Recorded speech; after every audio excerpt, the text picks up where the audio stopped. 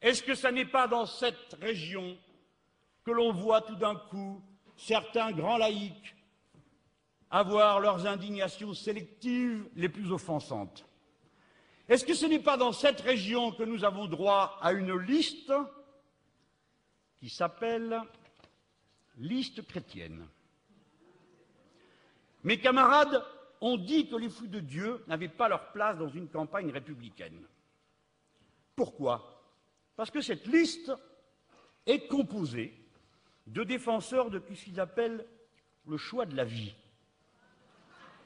Et on trouve parmi eux un multirécidiviste endurci dans le crime, un certain monsieur Xavier Dor, qui est l'inventeur et animateur des commandos anti-avortement dans les hôpitaux, à l'initiative de plus de 200 opérations, condamné 12 fois à des peines d'amende et de prison, a totalisé des condamnations pour 28 mois, incarcéré 11 jours à la prison de Bois d'Arcy, et pour échapper à la condamnation suivante, il était condamné à 1 mois au centre de semi-liberté, il avait même demandé l'asile politique à la nonciature apostolique de Paris.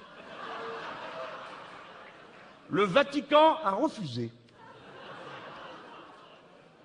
Je vous le dis avec le sourire. Mais ça n'enlève rien au danger que représentent ces gens. Comme mes camarades du Front de gauche ont protesté, Pierre Laurent, Pascal Le Néouanic, Martine Billard, celui-ci Coquerel et quelques autres qui ont signé un communiqué, voici la réponse qu'ils ont obtenue. La culture de mort avance en transformant les personnes en objets et en marchandises. Si c'est ça, la culture de mort porte un nom, ça s'appelle le capitalisme. Et ce n'est pas la peine d'aller chercher plus loin. En soutenant la transformation du corps en propriété privée, entre parenthèses, mon corps m'appartient, un non-sens éthique et politique, puisque le corps n'est pas à vendre, ce n'est pas le droit des femmes que défend le Front de gauche, mais les plus grands archaïsmes de notre temps, la disponibilité totale du corps de la femme pour satisfaire l'homme et le droit de vie et de mort sur nos enfants.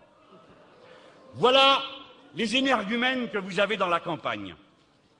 Vous les châtierez rudement avec vos bulletins de vote, marquant que vous refusez, sans aucune naïveté, ce qui est la politique initiée depuis les États-Unis d'Amérique et qui se répand dans tous les milieux conservateurs du monde, qui aboutit à des manifestations dans tous les pays d'Europe, soutenues et approuvées par l'Église catholique, quand ce n'est pas par la diffusion de vidéos où le pape lui-même se prononce en faveur des manifestants, comme ce fut le cas en Espagne.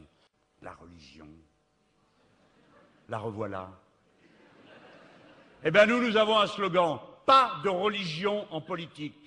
Pas de religion en politique. Pas de religion en politique. La religion est une affaire qui est dans le cœur de certains et que, comme telle, nous respectons. Mais elle n'a rien à faire dans l'arène politique. Misérable qui l'a ramenée. Misérable qui a inventé des querelles grotesques sur ce qu'on sert dans un restaurant ou pas. Comme si la laïcité avait à voir avec les hamburgers. La laïcité, c'est une institution de l'État. Ça ne concerne pas les victuailles. Mais nous voyons bien ce qu'on veut faire. C'est faire prendre, comme ils l'ont fait avant-guerre, de manière infâme et jusqu'au meurtre de masse contre les Juifs. Faire la même chose. La figure du bouc émissaire avec tous ceux qui sont de religion musulmane ou supposée-t-elle. Nous sommes la patrie républicaine et nous ne voulons pas de ces distinctions qui nous jettent à la gorge les uns contre les autres. Nous ne sommes pas dupes de ce qu'est votre politique, elle porte un nom. C'est celui qu'a inventé Samuel Huntington, le choc des civilisations. Nous n'en voulons pas, nous ne vous laisserons pas installer à coup de religion un choc des civilisations, parce que nous voulons l'unité du salariat, de la classe ouvrière qui peut mener les combats pour ses revendications, si on n'empoisonne pas le sang avec ces histoires de religion. Je vais finir en parlant de notre union. Notre union. Notre union est pure.